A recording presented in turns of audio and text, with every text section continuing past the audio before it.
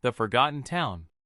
In the remote hills of colonial Massachusetts, beyond the reach of modern maps, lay a town called Ravenswood.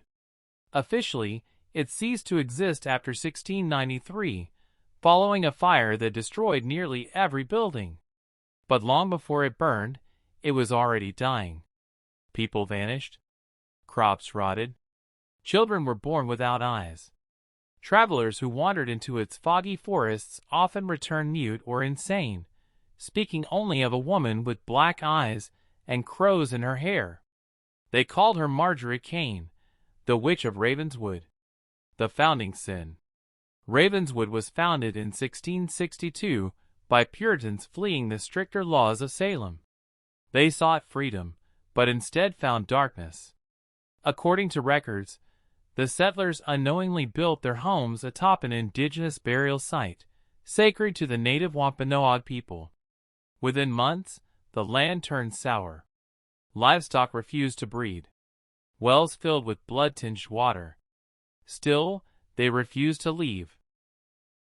It was around this time that Margery Kane appeared. No one knew from where, but she lived in a crooked cottage at the edge of the woods. She was midwife, healer, and outcast.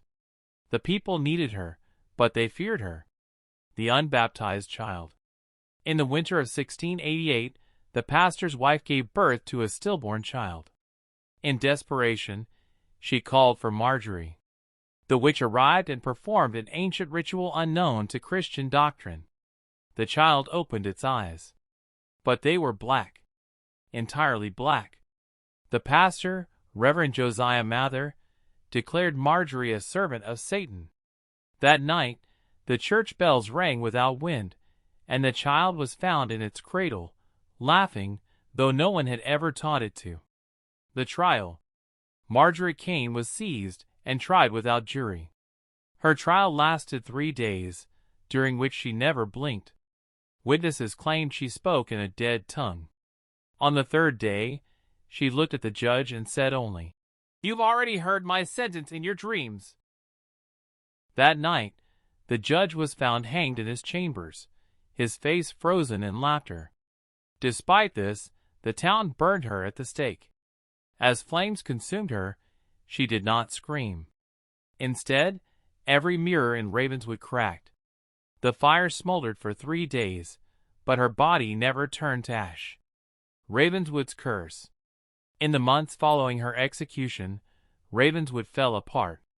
The black-eyed children increased.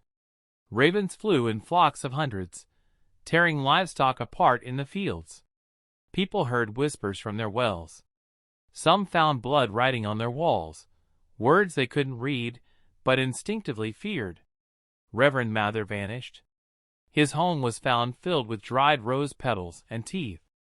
In June of 1693, lightning struck the town during a clear night sky. Every building caught fire. Only one family survived, the Bradleys, who had fled days earlier after their baby was born with no mouth. The return. Centuries passed. Ravenswood faded into obscurity, until in 1974, a group of college students from Boston rediscovered the ruins during a camping trip. They joked about summoning Margery and read aloud a chant they found carved on a stone. Only one of them returned. She